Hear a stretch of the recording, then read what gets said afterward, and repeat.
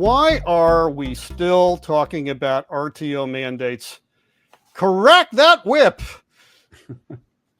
Well, the thing is, we're in this new steady state. In fact, we've been in it since I was last on the show in 2023, where something like, look, half of Americans go into work, not the office, actually go into work every day, like Right. food service, front office, security, a lot of transport, retail, hospitals, etc. The other half of us are mostly on hybrid.